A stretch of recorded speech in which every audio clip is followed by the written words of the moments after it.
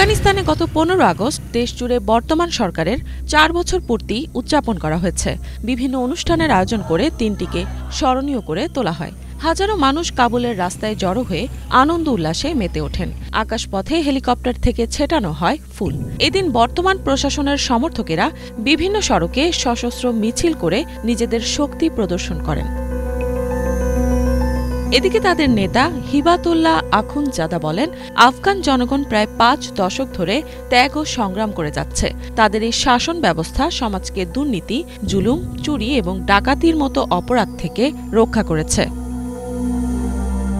2021 সালের 15 আগস্ট আফগানিস্তান থেকে তাদের 20 বছর ব্যাপী সামরিক মিশন শেষ করে সৈন্য প্রত্যাহার করে যুক্তরাষ্ট্র ও ন্যাটো বাহিনী। এরপরই দেশটির নিয়ন্ত্রণ গ্রহণ করে বর্তমান প্রশাসন।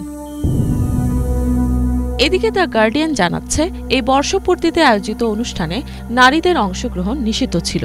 এর আগে 2022 সালের নভেম্বর মাস থেকে নারীদের পার্ক ও বিনোদন কেন্দ্রে যাওয়াও নিষিদ্ধ করা হয়। সম্প্রতি আন্তর্জাতিক অপরাধ আদালত আইসিসি হিবাতুল্লাহ আখুনজাদা ও প্রধান বিচারপতি আব্দুল হাকিম হাক্কানির বিরুদ্ধে গ্রেপ্তারি পরোয়ানা জারি করে। তাদের বিরুদ্ধে অভিযোগ, তারা এমন কিছু নীতি প্রণয়ন করেছেন যা নারীদের শিক্ষা, মত প্রকাশ, চলাফেরা, গোপনীয়তা, পারিবারিক অধিকার এবং ধর্ম পালনের স্বাধীনতা থেকে বঞ্চিত করেছে।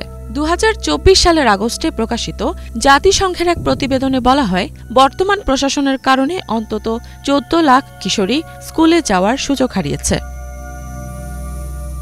এদিকে দিনটিতে তাখার প্রদেশের নারীরা ঘর থেকেই প্রতিবাদ জানিয়েছেন। পাশাপাশি ইসলামাবাদেও আফগান নারী শরণার্থীরা প্রতিবাদ কর্মসূচিতে অংশ নেন। তবে পরিস্থিতির মাঝেও পাকিস্তান, ইরান এবং যুক্তরাষ্ট্র আফগান শরণার্থীদের নিজ দেশে ফেরত পাঠানো শুরু করেছে, যদিও সকলেরই স্পষ্টভাবে জানা, ফিরে গেলে তারা বর্তমান প্রশাসনের কঠোর নির্দেশনার অধীনে পড়বেন। এছাড়া আফগানিস্তান বর্তমানে একটি মারাত্মক মানবিক বিপর্যয়েরও সম্মুখীন। জলবায়ু পরিবর্তনের বিরূপ প্রভাব ও আন্তর্জাতিক সহায়তার পরিমাণ উল্লেখযোগ্যভাবে হ্রাস পাওয়ায় দেশের পরিস্থিতি আরও সংকটময় হয়ে উঠেছে।